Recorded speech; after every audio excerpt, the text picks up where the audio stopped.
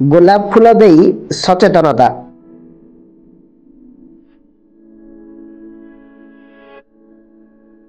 ଏମିତି ଏକ ଅଭିନବ ଉପାୟରେ ସଚେତନତା କରାଇଛନ୍ତି ଓଡ଼ିଶା ପତ୍ରକାର ସଂଘର ସଭାପତି।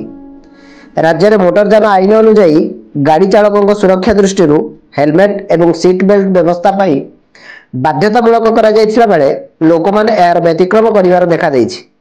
ଫଳରେ ସଡ଼କ ଦୁର୍ଘଟଣାରେ ଅନେକ ଜନଜୀବନ ହାନି ହେଉଛି।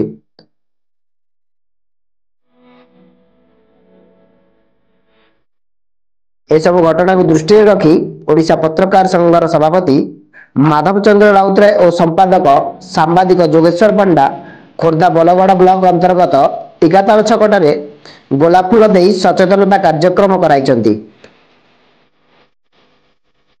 ଏହି କାର୍ଯ୍ୟକ୍ରମରେ ବହୁ ମାନ୍ୟଗଣ୍ୟ ବ୍ୟକ୍ତି ଉପସ୍ଥିତ ଥିଲେ।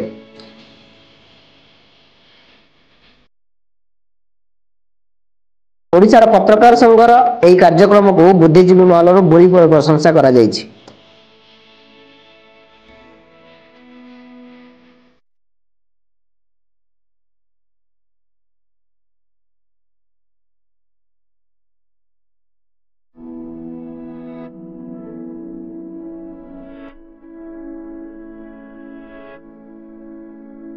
ଖୋର୍ଦ୍ଧାରୁ ଯୋଗେଶ୍ୱର ପଣ୍ଡା, ଡୁମାଣି ଟିଭି।